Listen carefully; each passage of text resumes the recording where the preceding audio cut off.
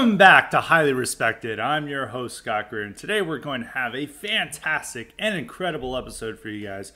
So sit back and enjoy. And today I'm going to be talking about a topic about how Trump is polling better than the GOP.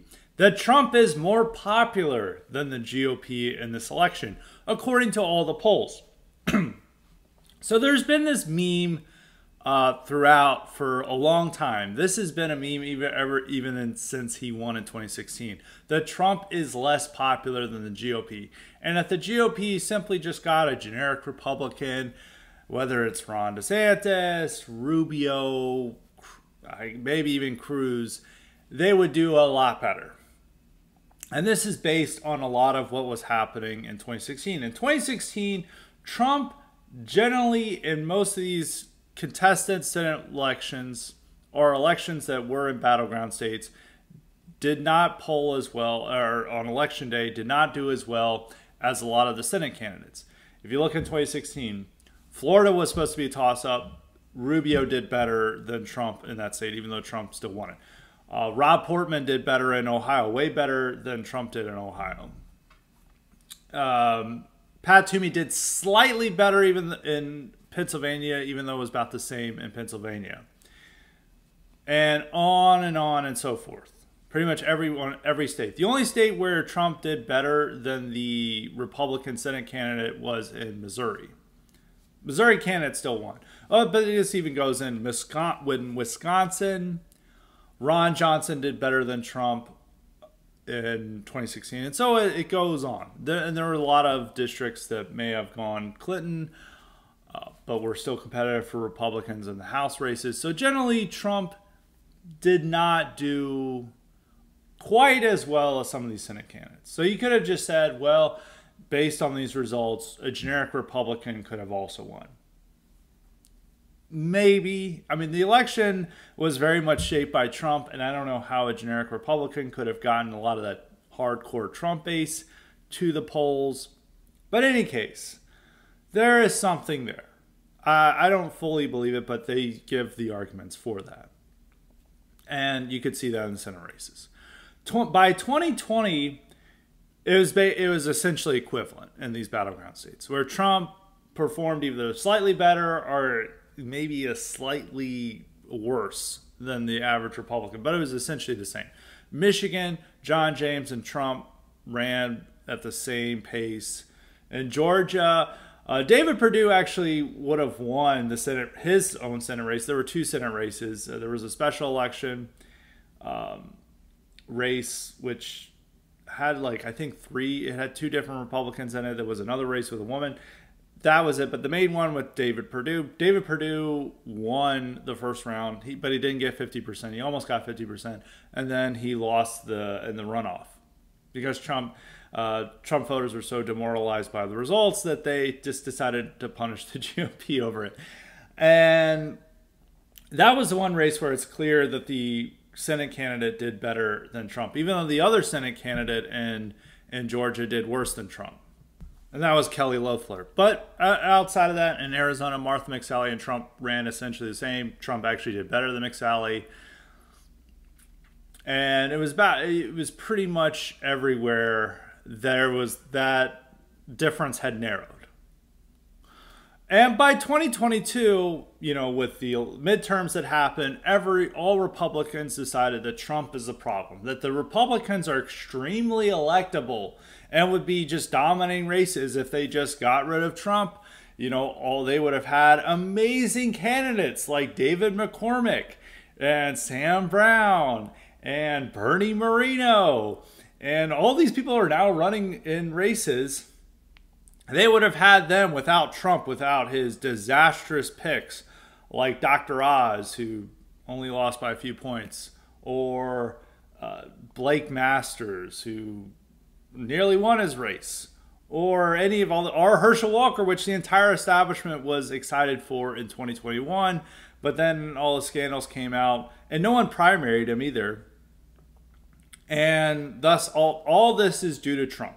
And even Baldock in New Hampshire, who didn't endorse Trump and became a never Trumper, he was a huge MAGA problem. Without these MAGA candidates, we would have, major electoral victories. Now, Trump wasn't on the ballot in 2022, but they've decided to do this because it was a lot more convenient than blaming abortion, blaming the internal structural problems within the Republican Party. It was a lot better to blame Trump and then have this passive-aggressive, catty attitude, and that somehow the voters really like this catty attitude that conservative commentators had, and they'll go and vote for DeSantis, and DeSantis would be winning in a landslide right now. But that is just not the case. In most battleground states, Trump is ahead. Now, by ahead, he's it's not a huge lead, but he's mostly winning in these states when the real clear politics average. In Arizona, he's up by 0.2 points. In Nevada, it's 1.4. Wisconsin, he's down by a point. Michigan, he's down by 2 points in the average. Pennsylvania, he's up by 0.2 points. North Carolina, he's up by 0.9. In Georgia, he is up by a point. Now, and people are now all freaking out. Everything is over. Everyone is, world is ending. It's going to be a Kamala landslide with these numbers, even though he's up in all these battleground states. And if you looked at these numbers in 2020, it looked horrible. He was not leading anywhere in these states. If you looked at 2016, he was not leading anywhere in these states.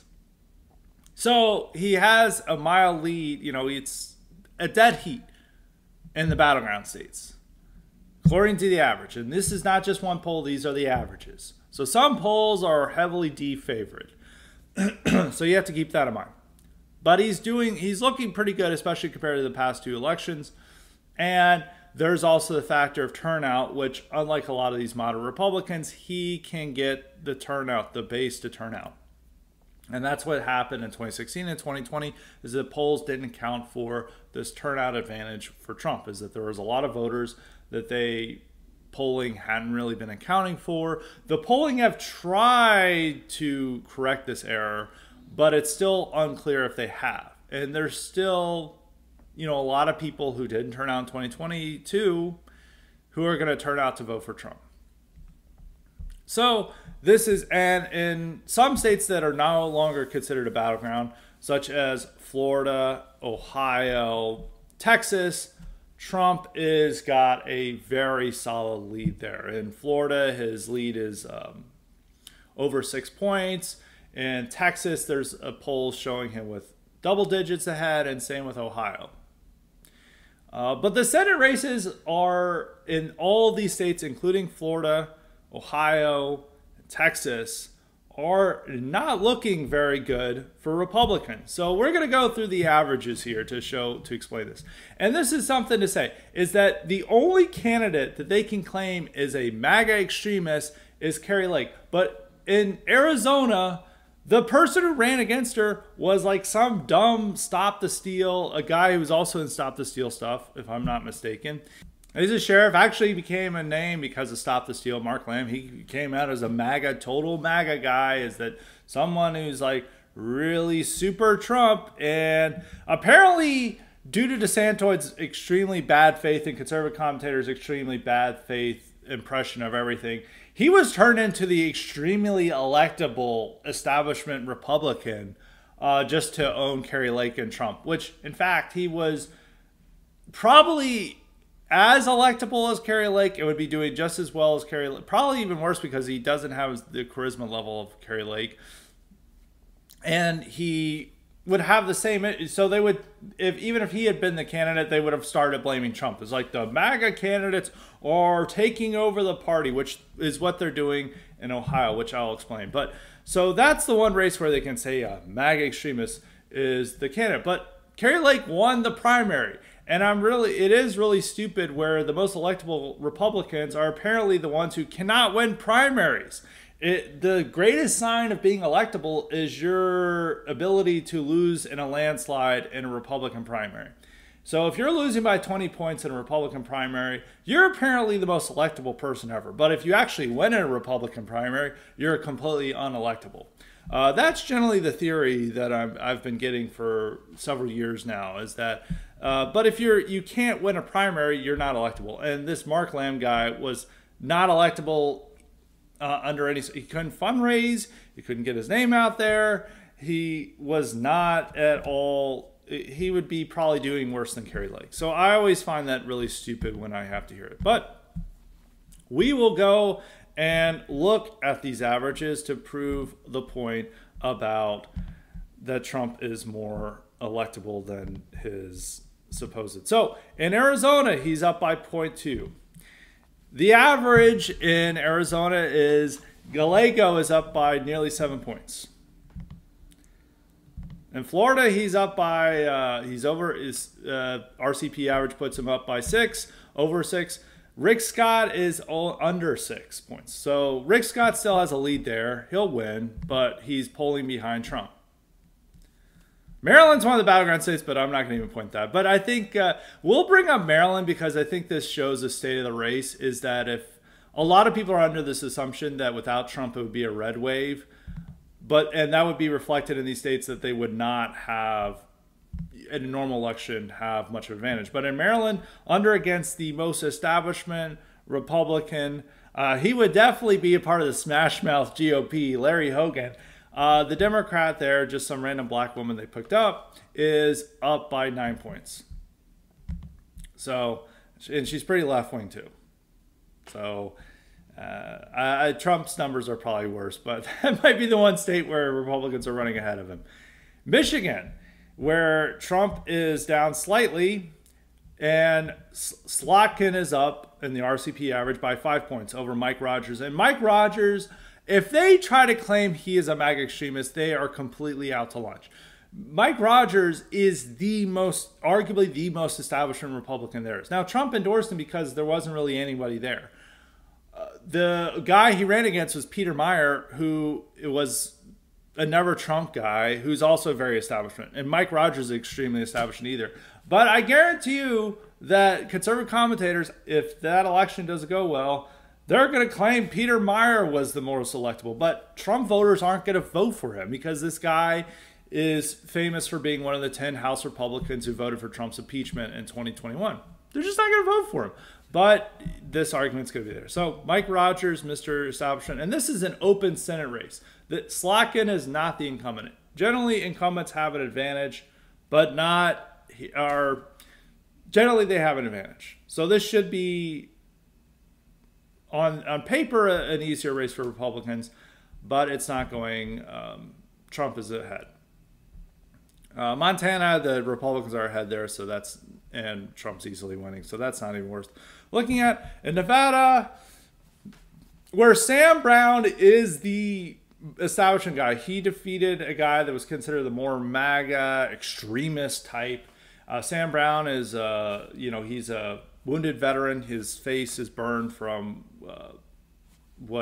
from his service, and all the establishment loves this guy. He is down by nearly 10 points in a state that Trump is leading in the polls. Trump is ahead by 1.4 in the average. Brown is down by 9.4 in the RCP average. And this is not a MAGA extremist at all. This is a type of guy that they're like, we need this type of guy for the Senate.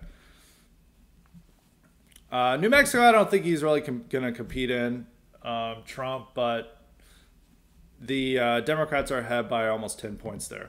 Actually, I'm going to look that up, what Trump's looking like in New Mexico. Well, based on the figures, it's about the same. So maybe he's running slightly ahead, but not quite. So that is New Mexico. In Ohio, where Trump, he doesn't have to worry about. He is well ahead in Ohio. Sherrod Brown is up by 5 against Bernie Moreno. Bernie Moreno was now, this is the main person that they're trying to turn, besides Kari Lake, into a MAGA extremist. Bernie Moreno ran in 2022 in the same race that J.D. Vance won, and he was one of the establishment guys, that really electable, far more electable than Vance, and he didn't do very well in the primary, but he was one of the guys that they should have gotten instead of Vance. now he's running, and in this race, he ran as a much more MAGA guy, and he won. He beat out like a colorless establishment guy who just generally sucked. And I don't know why DeSantis and people of those sort really like this guy, but they generally just like anyone who is that can. They're the main point of a lot of these conservative commentators, many of whom were very much supportive of DeSantis. It's no longer about the policies. It's simply just being anti-Trump. It is the new version of never Trumpism. So you can be a complete shitty Republican, like a John McCain type Republican, but then you are turned into a smash mouth conservative that is awesome simply by not being the Trump guy. And you can be a relatively pro-Trump guy who's solid on the issues, is not a cartoon character. You know, it's what Bernie Moreno is running as, but you're now a crazy MAGA extremist that no normal person wants to vote for. Unlike Bob Good in Virginia, who barely won his congressional race. Now, Bob Good, for those who don't know, Bob Good is one of these House Freedom Caucus guys, just zero charisma, just a weird guy. He was extremely anti-Trump until DeSantis dropped out, and then he pretended to be pro-Trump, and Trump remembered him being an anti-Trump congressman, so he endorsed his opponent. He lost his primary. He barely won his seat anyway in the races he won. And Trump endorsed his primary opponent. His primary opponent won. But once again, the most electable candidate is definitely the guy in the primary. But it's all just about being anti-Trump. It has nothing to do with policies. You can be extremely solid on policies, but if you support Trump, or you can be utilized as an argument against Trump, then you're bad. But Bernie Moreno is down by 5 points. And there he is against an incumbent, which there's an incumbent advantage, but Ohio is a deep red, is essentially a solid red state now. So there's that. Now, David McCormick in Pennsylvania was seen as the greatest candidate in human history in 2022. And he lost against a MAGA extremist in Dr. Oz. And so he would have won in a landslide. So let's see how this most electable candidate is doing in Pennsylvania versus Trump. Well, according to the RCP average, he is down by 7.6 against Bob Casey. I can't believe it, but the greatest candidate of all time is running behind Trump in Pennsylvania. So I don't know how that happens, but you know, stranger things happen.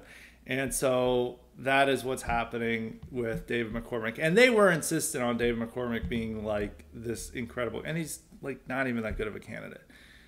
So in Texas, yes, Texas is still a battleground state. Now, there was a new poll from the University of Houston. Now, the spread here, 7.4, is about equivalent to Trump. But there was a new poll that was released last week from the University of Houston that showed that Cruz is only up by 2 points. Meanwhile, Trump was up by, I believe, 4 or 5 points. So Trump is outpolling Cruz, who, you have to remember, is one of those Republicans who would have done a lot better in 2016 against Trump. But if Cruz is struggling in his own race in Texas, in his own state, having a little bit more troubles than Trump, you know, what's going on there? That'll be a state Republicans will win. I think that could just be an outlier, but once again shows that Trump, and there's been a few other polls where Trump is doing better than Cruz in that race. And Wisconsin, where Trump well, actually in the RCP average, he's down by 1 point, which I think that's a state that he's going to win. They have they're not having a MAGA extremist there, and that guy Hovde is down to the incumbent Tammy Baldwin, by nearly 7 points in the RCP average. So I went over those races, and so that's what we're facing here.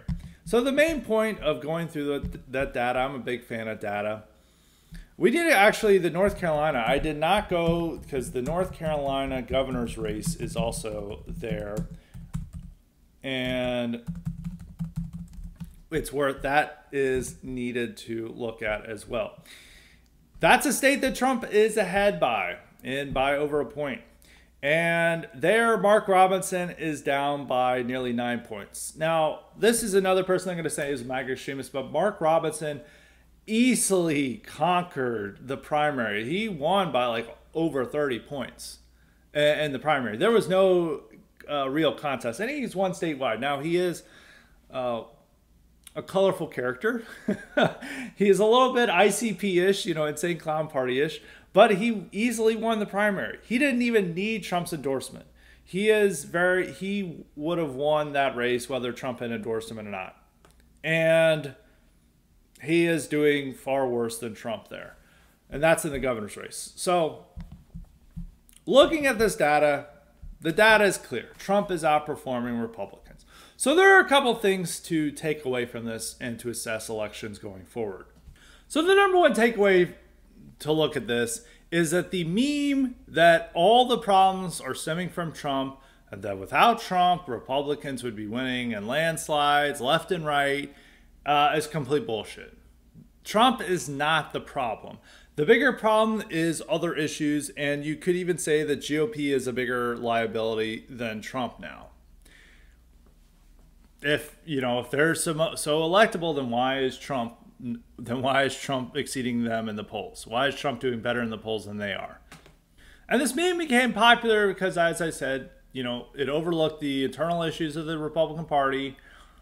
They didn't have to. They could pretend that they can adopt a radical position on abortion, nationwide abortion ban. They can talk about banning birth control, and they'd still win elections left and right. So the DC-based Pro-Life Inc. can stay in power and pretend that it controls millions of voters when they appear to not be able to mobilize any voters because they continue to lose referendums in red states. But elections are decided by them. Well, if they are decided by them, it's in the opposite of what the direction they want.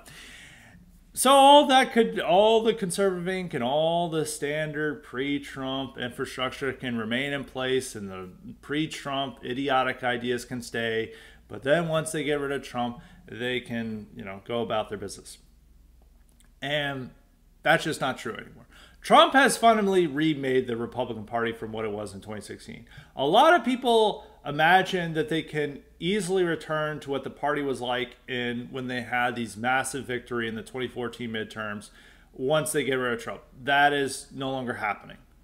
First off, some of those voters are no longer around. Second off, they're much more dependent on that non-college educated working class white vote coming out to vote, and they're only able to be mobilized by Trump and people like him. A lot of the people who would have been big fans of Paul Ryan and Mitt Romney are now voting Democrat or don't want to vote Republican. And you're just simply not going to win them back with Ron DeSantis's goofy ass, okay? They'll vote for him for Florida governor, but he would lose a presidential election. He couldn't. Once again, I say this. If you can't win a primary, you can't win a single primary state.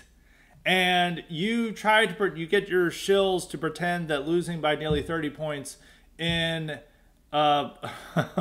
in Iowa means you actually won the state, which is what they were claiming. That's you're not going to win a general election. His problems in the primary would have been amplified in a general election. So he's just not going to win. And there's this theoretical case that somebody else could win, but I don't think so, because Republicans, in order to win, they have to mobilize that Trump base, and they have to appeal to them. And Ron DeSantis doesn't have the personality to do so. Nikki Haley neither has the personality nor the policies to mobilize them.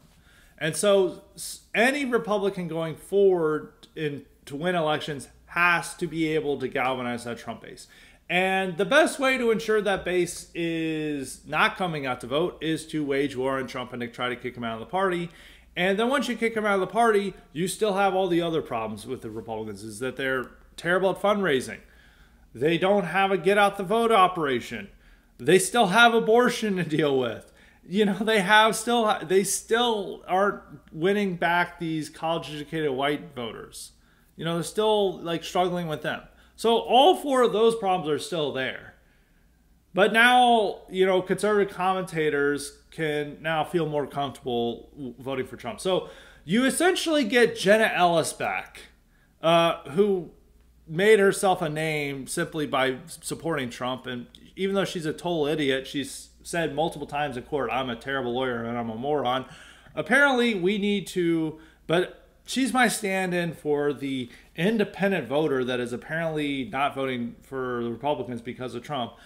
Because in several of these conservative commentators always point to her as like, if we can't win Jen Ellis, then how are we going to win elections? They seriously claim this. So you can win back Jenna Ellis and, I don't know, the baseball crank, and you get those two back, and you lose millions of voters who would only turn out if it's someone like Trump or a Trump-like candidate. A lot of the geniuses in conservative Inc. think this is great, but these are the same geniuses who thought that the majority of the population was pro-life. They're not. Who thought DeSantis would win every primary. He didn't.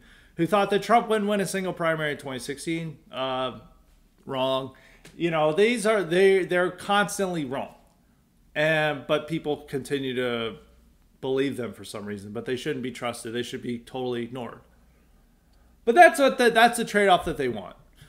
So whether you like it or not, that Trump factor, Trumpism is here to stay within the GOP, and they can't eliminate it, because if they eliminate it, they're taking out a huge chunk of their electorate, and they're going to be flailing about trying to figure out how to get people back, which they think that they can get college-educated whites back by doubling down on the one issue that is making them not vote for Republicans, which is abortion, and being really boring and uncharismatic. So apparently that's the way to win over, which is not. So that's the issue. So that whole meme's been blown apart. Trump is actually, if this election, if they had someone else besides Trump running and it was against Harris would be blowing them out of the water. I think you could just see that from the polling in these from these states. That brings up the second thing that is a bit of a black pill, but I don't think this is guaranteed for Trump, because I think the rest of the race outside the presidential election is something different than the presidential election. Most races, sometimes it's a Republican year, some other times it's a Democratic year. And that generally impacts the presidential election. 2016, it was a Republican year, and that helped Trump win. 2022 is supposed to be a Republican year, but something happened in the Supreme Court, and ensured it wasn't. That made it a bit of a different election. I think that's another takeaway to take from, is that now with assessing 2022, the real problem probably was more abortion than it was Trump. And it was also the fact that Trump wasn't on the ballot and he couldn't galvanize a lot of the voters that Republicans depend on to get to the polls. And he wasn't there to get them to the polls because he wasn't on the ballot. If he had been on the ballot in 2022, Republicans would have done a lot better. In contrast to what everyone assumed was the issue following the midterms. But that year was supposed to be a Republican year. All the polling by late August was extremely favorable to Republicans. It looked like, every state they're doing well in. Even in states that they're maybe not leading in the polls, it's like within the margin of error. It's not like these 5 to 10 point averages that you're seeing right now in these Senate races. It looked like a Republican year. Now you're looking at late August and you're seeing these races and you're like, oh.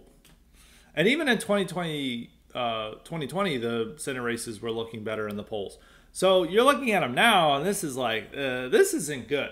This does not look like a red wave year. If it was a red wave year, you would see these as within the margin error or Republicans winning.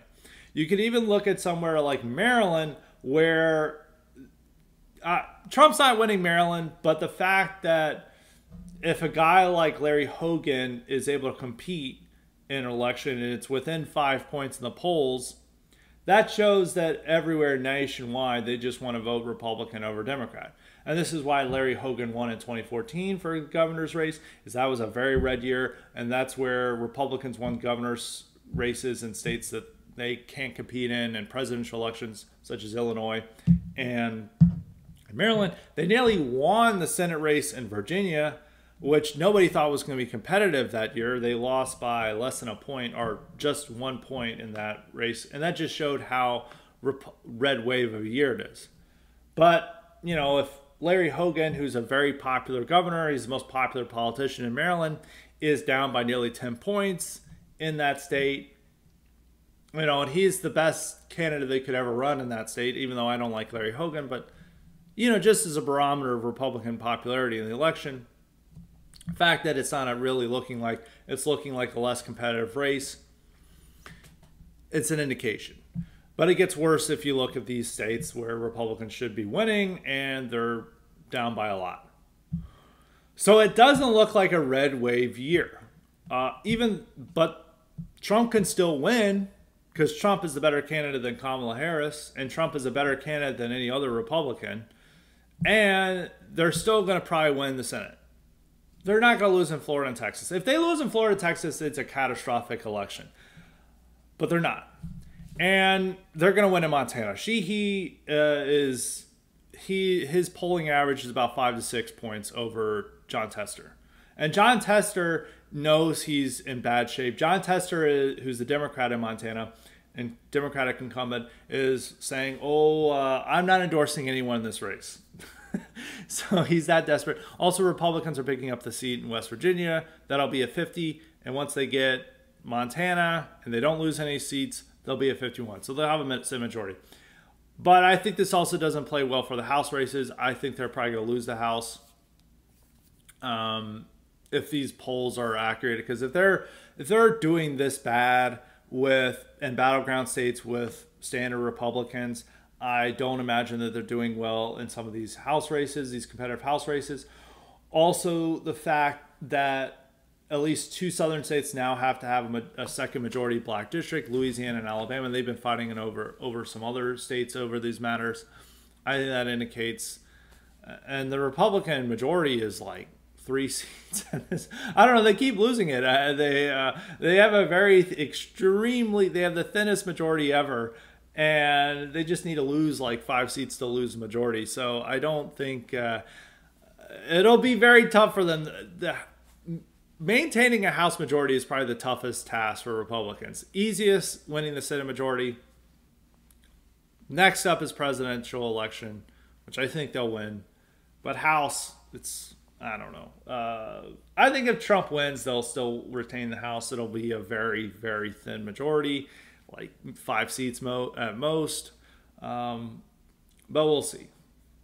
It's still very likely that Trump wins and they lose the House. But they didn't really get to do much of anything. And the more important point is that they have the Senate so Trump can confirm who he wants. And I think if he wins, that they'll gain maybe another seat, maybe in Ohio or maybe Michigan. I don't know. So the main point is Trump is exceeding expectations, are what's supposed to be the standard for this election. Is that this is not, a lot of Republicans are saying this should be a red wave year. This should be a Republican year. And if you went into the spring, yeah, it looked, with the borders going crazy and all this other stuff going on, yeah, it looked like a Republican year, but it's not being reflected in the polls. Only place where it's being reflected in the polls is in the presidential election, which all these conservative commentators wish that they had another candidate. But if it was any other candidate, Nikki Haley or DeSantis, that person would be further behind. And it would be looking like we'd have Kamala Harris sailing to victory. And she'd probably be getting a bigger House majority in the result. I still think Republicans, no matter what, are going to get that Senate majority, but they're struggling. In any case, this shows, to reiterate some of my points, is that that Trump has remade the party in his own image. The future of Republican victories depend on the Trump strategy and Trumpism. If they got rid of Trump and Trumpism, they lose a sizable part of their base, and there's nothing that they really have to replace it with. And Trump is critical to their victories. So for the foreseeable future, Trump is going to be tied with the Republican Party. If he's president, it's going to depend on him supporting whoever is decided as the successor. You know, if he loses in November, which I don't think is likely, and if his legal issues aren't even that bad, you know, outside of the least consequential case, which is the New York case, you know, the Stormy Daniels payoff, all his other legal cases are falling apart. It's very well likely he runs again in 2028 as an 82-year-old, because I don't know who else is gonna challenge him. You know, it's still his party. You know, he's remade the party. You know, they thought that they were going to finally kick him out and kick out Trumpism and remake it after the midterms. Instead, he made the party even more in his own image. And the party is dependent on him in a way that they weren't in 2016 or even during his presidency. It's entwined now. And who's gonna take that crown? You know, there's not really anyone waiting in the wings. And some of the people who may have been able to take the crown, it doesn't look like they're going to win their races. Like Kari Lake, I always said that if Kari Lake wins a race, you know, she would probably be the successor to Trump, but it looks like she's not going to win a race. And so she's not going to be there. And if Trump loses his, which I don't, once again, this is a theoretical. I think he's going to win. If he loses the race, then that J.D. Vance is done as a successor. And then you have to go down the line. It's like there's not really anyone who can take over that crown. So I think he, you know, if he's in decent health and he's not in prison, he might as well just run again in 2028. So I don't know. And he'd probably be more electable than anyone else that they would have. So that's just something that is now seeing. I don't know whether that's a white pill or a black pill. I think that's just a clear pill. I think that's just observing fact that we have. But yeah, the GOP, you know, I always worried that in 2020 and even after 2022 that they would be trying to return back to the pre-Trump Republican Party. But it's completely impossible. They can't do it anymore. Even if you want to, you can't. It's just going to be impossible. And Trump is not going away even if he loses. He's certainly not going away if he wins. So the Republicans are stuck with Trump. Trump is the guy. The party is completely entwined with his personality and his stature. And that's just how Republican politics are going to be shaped for at least the rest of the decade. It is what it is. I think it's mostly a good thing. But there are issues with it. But that's the issues with it, I think, you know, the carnival aspects or whatever, you know, that's something almost independent of Trump now. But those are things to look at after the election, not before. But so the main point of this initial rant is just to go over how Trump is more popular than the GOP, and these memes that were created about Trump following the midterms or even 2020 are completely false, and that he is now more electable than generic Republican they put up in these Senate races, which is completely different from 2016. Now for the Cotton Elite questions. As a reminder, you too can get the power to ask me questions or suggest guests and topics if you sign up for the Cotton Elite option at Highly Respected Substack, and that's at highly-respected.com, and make sure to sign up for the IQ supplements if you haven't already. They're getting really good. They're getting rave reviews. We'll start off with K-Max today. K-Max asks, the abortion issue comes up quite a bit in our circles. My view is that to waste so much juice on the issue means we lose some juice for issues our side cares a lot more about, like immigration. In your view, is this what makes you more pragmatic than some on our side, or politics is about compromise and not getting 10% of what you want? If you only have one of these goals accomplished, abortion overturned or immigration reduced, I would choose the immigration reduction. The pro-life people generally do not support our issues, so why should we support theirs? Your view, Scott, on the 2 to 3 issues the GOP should most focus on, and the 2 or 3 that they should pay less attention to or not focus on so much. Well, I don't know if it's pragmatic. I mean, most influencers out there are just trying to tell their audiences what they want. So they just say, actually, you win elections by doing everything the audience wants. And that's like, wow, really? Yeah, that's how it... And it's about winning over an audience and entertaining your audience and saying what they want to hear rather than actually approaching politics and how it should be. And, you know, if you go up to your audience and say, actually, overwhelming majority of the public is pro-life, wants birth control eliminated, and this is a winning issue, the audience is like, yeah, woo! And then if you just, I mean, they just really want to be fed slop all day. So, and none of them are, a lot of people are just not serious about how to get anything done. And pro-lifers who have just been in a bubble, DC-based bubble, because one thing about this is that I try to make this point, and posts I had, and some people were complaining, it's like, oh, you don't understand that evangelicals and devout Christians are a huge part of the base. These guys need to get out more. Here's the issue, is that Pro-Life Inc. is not representative of those people. They don't control those voters. All those voters are very happy to vote for Trump. And they're happy that we're now restricting abortion. The people who are most upset are these DC-based pro-lifers who have never been voting for Trump, that they have voted against Trump several times. They didn't vote for him in 2016. They didn't vote for him in 2020. A lot of them in 2020 voted for the stupid American Solidarity Party, which is literally a party entirely comprised of American conservative contributors. The magazine, not American conservatives in general. That's the only people who vote for it. So it's like 12 people. Any case, this is who they are voting for. And they've been bad on our issues. A lot of pro-lifers were pro-amnesty.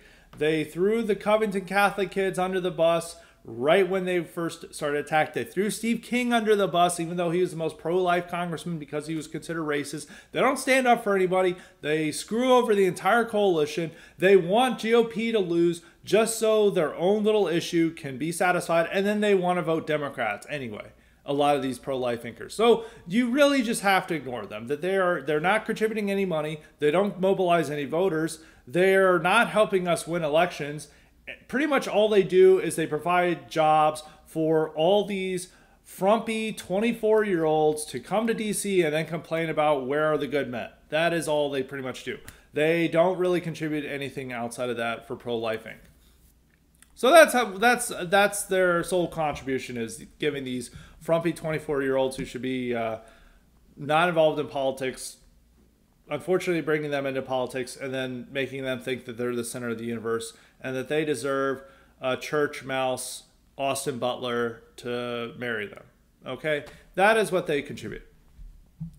And so they're just not going to get, and demanding an abortion, national abortion ban, it's not popular. Everyone, all the polls show this. You know, they say like, well, most of the public says 15 weeks is popular. But the thing is Democrats can take that and they want to ban abortion nationwide. And it doesn't matter if you're arguing over the details, you're losing. So it turns into a losing issue, and it's just never going to pass Congress. You know what's going to pass? State legislatures doing their own restrictions. And guess what? They're already doing that now. And you know what they weren't doing before Trump appointed these justices? Before Republicans gave this huge victory to pro-lifers? They were not doing that. And this is all due to Republicans. And, you know, pro-lifers finally get their biggest victory of all time. And they've decided that the best way to get a bigger victory is to help the most pro-abortion presidential candidate in U.S. history win. And somehow that's going to really make the country pro-life. No, it's not. It's going to have the opposite view. These people are complete morons about politics. They have just been, you know, it's very feminine in its orientation, and they've just been shrieking and shrilling at people for many, many years, and now people are finally starting to ignore them correctly. And, you know, if they don't like what they're getting from Republicans, they can try the Democrats who want to have a partial birth abortion, legalize that nationwide.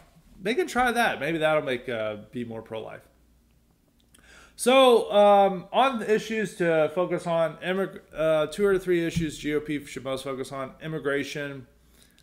It's really just standard stuff. It's like immigration, economy, crime, education. I mean, that's more.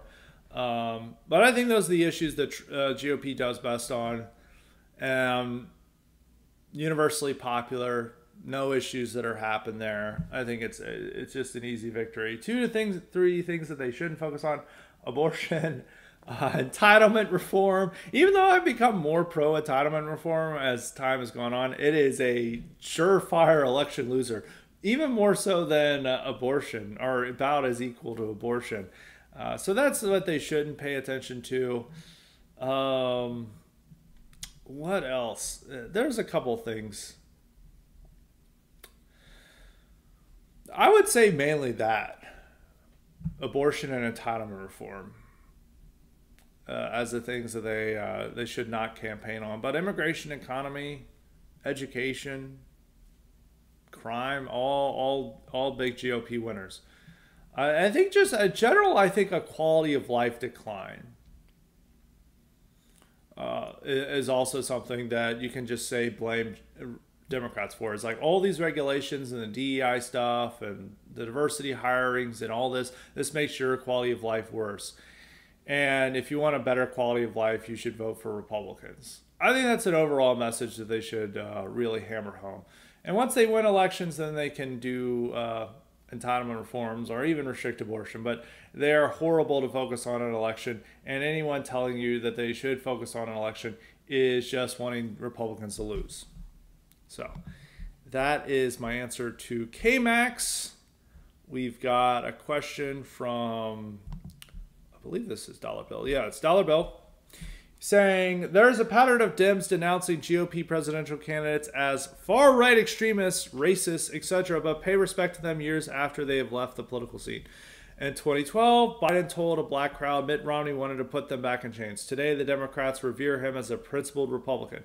W was called a far-right theocrat. Today, he gets respectful treatment for palling around with Michelle Obama and talking up, painting his retirement. There was a rumor he was going to appear at the DNC. He didn't, but it would have surprised me if he had. When John McCain passed away, Obama gave a eulogy at his funeral. Do you think that years after Trump leaves the political scene, the Dems discover a strange new respect for him? No. Not at all. McCain they always liked, and they quickly went back to revering him after the 2008 election. But he was the one exception. They never liked Romney and they never liked W. And the only reason they like Romney or W is because they hate Trump. And due to hating Trump, they've made themselves respectable. So it's only because of Trump. You know, some candidates over time, you know, as bitter memories fade, they're able to be, you know, reasonable about. So like George H.W. Bush. George H.W. Bush, people forget, but liberals thought he was a fascist then. There are several rock albums dedicated to how bad of a president or how evil George H.W. Bush was.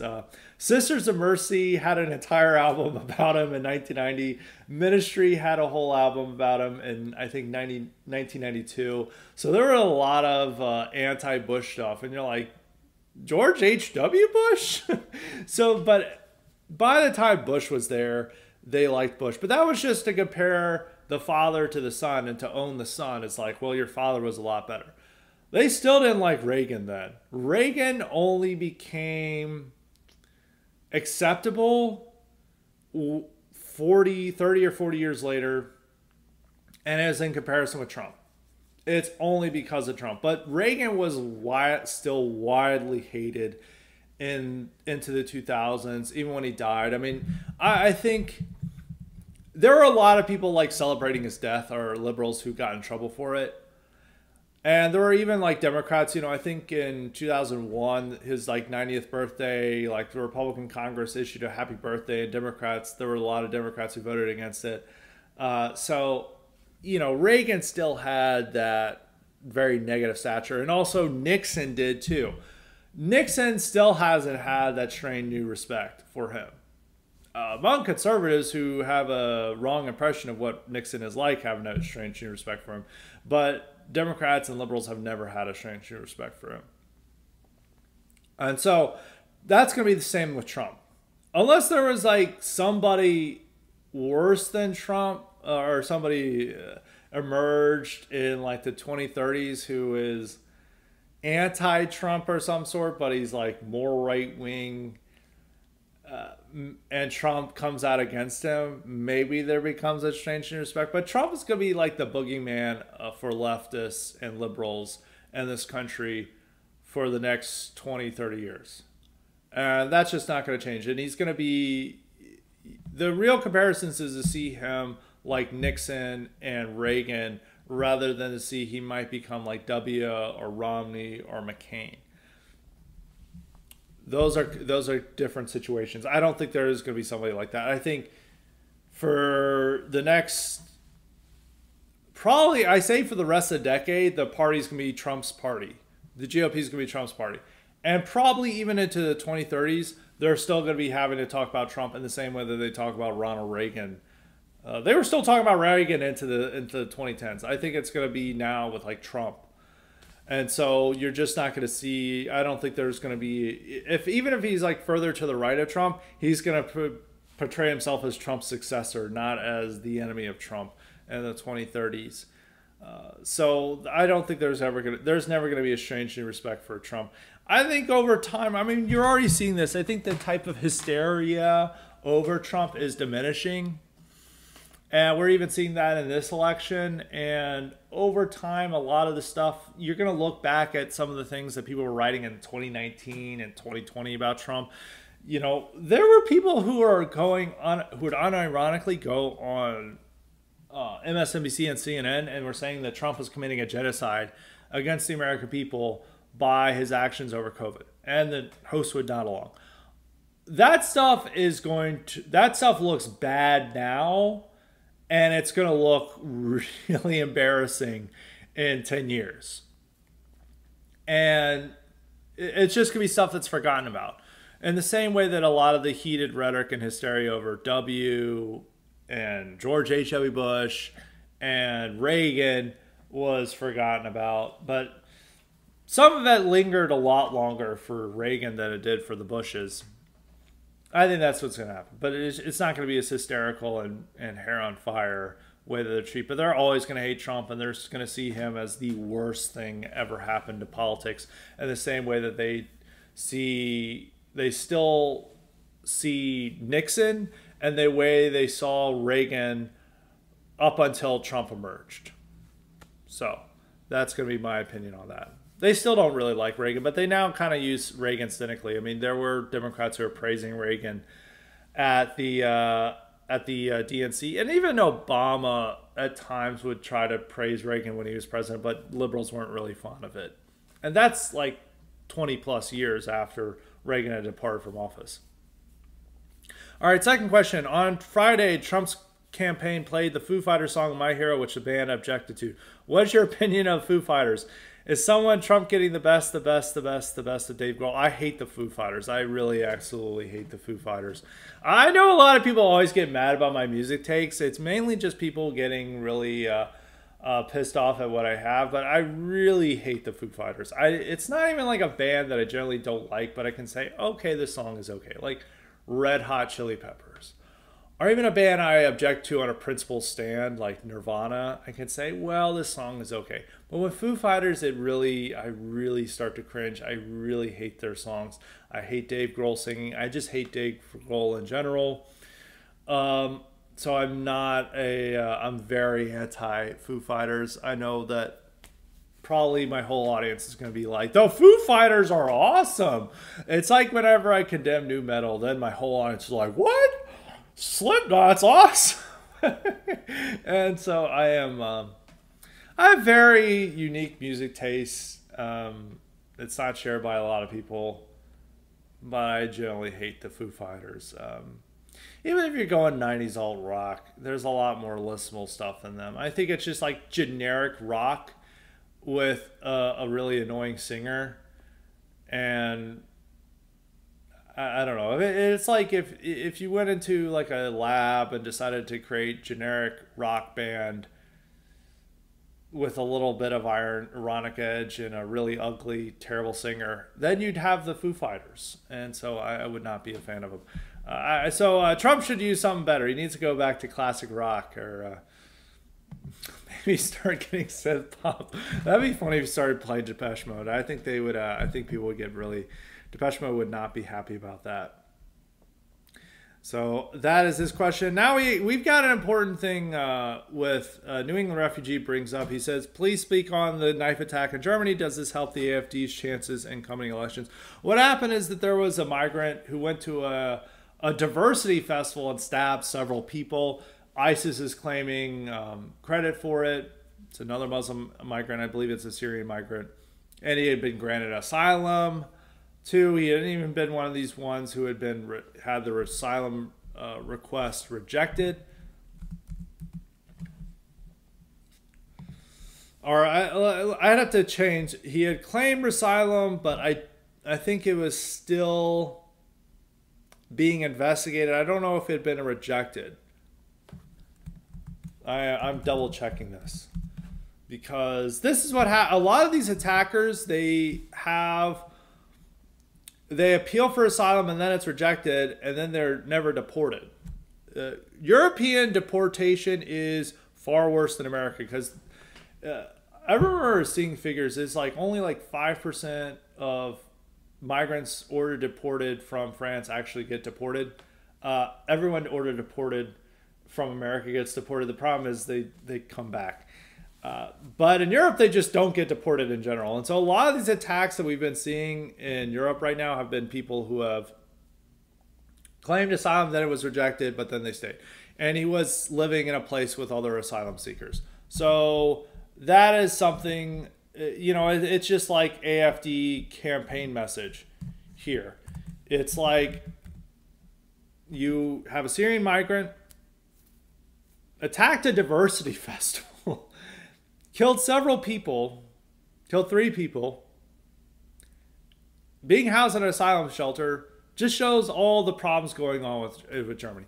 Yes, this will definitely help the AFD. AFD has been getting some of their popularity diminished. They've had a lot more scandals come out. They had the remigration scandal with the Martin Sellner speech that was given in private conference, and then all of millions of Germans mobilized against it, be like, oh no Nazis, and then they all mobilized against it, and then that hurt AFD in the polling. They would have probably done even better in the EU elections without that. They also had a scandal where one of their main leaders was talking about the Waffen SS and how they all should be condemned, which I guess that's a discussion for Germans to have, but it was not popular among a lot of the population, and it also resulted in them getting kicked out of the nationalist bloc in the EU. But this attack, it's happening, right? I mean, the elections are just in a few weeks. They're regional elections. So this will definitely, it's just like handing the perfect gift to the AFD. And they're absolutely going to do well. I think some of their popularity has been diminishing, but if you just see this is like just illustrating all the immigration problems with Germany and in Europe in general, and it just completely justifies the AfD's positions. It's certainly going to help them. They're already expected to be the largest party or get the most votes in at least 2 states. I know it's like Thuringia and maybe Brandenburg, but it might even be more states now. So we'll have to see. It'll definitely help them. It's a horrible thing, but this is what happens when your country doesn't do anything about the immigration problem and is helpless to deal with all these people, and then they welcome everyone in. These are the inevitable results. So I usually like to end with New England refugee questions, but I have another question to end on. Is from Raven. Raven asks, Scott, when people wax nostalgically about the 2016 Trump campaign and its outsiderness, what they really seem to be talking about are the contributions and direction by latecomer Steve Bannon and the speeches written by Stephen Miller. Would you agree with this? Do you think that 2016 was saved by the charisma of Trump, the speechwriting of Miller, and the surgeon burn everything messaging of Bannon? I think it's mostly Trump. Bannon's contributions are overstated. Miller was generally good. I think Miller crafted his immigration platform that was released in 2015. In August of 2015, that really established Trump as like very different from the rest of the GOP and as the most solid on immigration, and that was primarily written by Miller. It was a incredibly good platform. It showed him was like serious, that it wasn't just all like bluster and entertainment, that there was more to Trump. I think Miller was a contribution, was helped out Trump.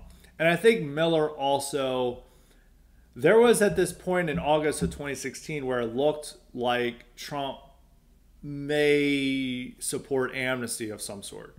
And then he gave this awesome speech where he came out for the opposite, and he was like, we're going to restrict him. You know, it sounded like he wanted to restrict legal immigration, and there was absolutely no amnesty. And I think that was mostly Miller. I think Bannon may have helped advise him a little bit, but Bannon's contribution is mostly overstated. And in 2017, when he was in the administration, he didn't really do anything. He didn't get anyone really hired. He mainly just talked to reporters about things he was supposed to do, but he wasn't doing. So that's something I do not give credit to Bannon where it's not deserved. I mean, the main thing he deserves credit for is that he made Breitbart extremely pro-Trump when all of conservative media was anti-Trump. And Daily Caller, when I was working there, was more objective towards Trump than a lot of other outlets. But I mean, people there really hated Trump, and I had people scream and yell at me for liking Trump, for saying good things about Trump. And, you know, all conservative media was extremely anti-Trump. But the one exception that was very pro-Trump was Breitbart. And so I think Bannon deserves credit for that. But in terms of his campaign, I think it was mostly Miller who prevented him from embracing the amnesty idea. But I think it's also Trump's instincts. The 2016 is mostly because of Trump's instincts, and I think it's also due to how horrible the GOP was before Trump. You know, before Trump, the whole party thought that it should be pro-amnesty, and the whole party just felt it needed to be as boring as possible, and it just needs to focus on the economy, and it needs to be really hawkish, and it needs, in terms of foreign policy, also maybe on the economy. And it needs to, win over minority voters. It needs to. The main problem was amnesty, and it was just so bad. And then you have this extremely entertaining guy who is saying Bush lied to get us into the war, who is articulating a realist foreign policy that puts America first, that is strongly anti-immigration, that is speaking common sense on a lot of issues that no one else wants to talk about. You know, he's the rest of the party's being politically correct. He's not being politically correct. He's bringing up the Muslim ban. No one else is. You know, he is not, worshiping corporations and talking about, the free market like it means something. He really was a breath of fresh air. Now that more of the Republican Party is like him, it's not as much, it's not as exciting as it was in 2016. And 2016, just imagine that there's no hope, that the Republicans all suck. You have like Scott Walker, you can maybe get excited about Scott Walker or somebody, and then just somebody comes out of left field and he is just saying all these things that you've believed in, but no other Republican has been saying. And he's saying in a wildly entertaining fashion, and people can't get enough of him. And there's just so much memes and energy because it's so fresh and new. And that's what made 2016 special, is that there was nothing like it before. Now, when the Republican Party is much more like Trump, and we've experienced Trump for 9 years, it's harder to get as excited or energized as it was like in 2016. And I think the main issues with that is just 2016, it was newer. And with all things, when nothing is better than when it's brand new. After 9 years, it loses some of its shine. And I think that's what's happening with Trump. But I mean, if you look at everything, if you look at his messaging, it's about it's maybe not quite as strong as it was in 2016, but it's as strong as it was at any time since then. It's a much stronger campaign rhetoric than it has in 2020. I mean, he still says ridiculous stuff like he needs to get better on immigration. He needs to stop like acting like maybe he wants more immigration. I think that's reasonable to criticize him on. But sometimes in 2016, he sort of went into that territory. As I mentioned with it, one point in time, it seemed like he was about to endorse amnesty, and then he didn't. So there's that. But I think just the main issue is that there was nothing like him in 2016. The whole Republican Party was opposed to him, yet he was still winning. And it really appeared like the sky was the limit if he won the presidency. And I think after his presidency and after 9 years of him, expectations are diminished.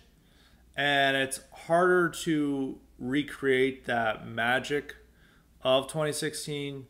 But that's not so much of a mark against Trump. I think it's also a sign of Trump's success is that he's made the GOP much more like him. So you're not as hyped up about hearing this stuff as you would have been in 2016. So that'd be my message of it. I attributed this mostly to Trump, with a little help from Miller, not as much from Bannon, but I do credit Bannon for making Breitbart pro-Trump at that time. So that would be my answer to that question. And so that is it for this Highly Respected. We've got more great content coming up this week, so be on the lookout for that. So until next time, stay respected.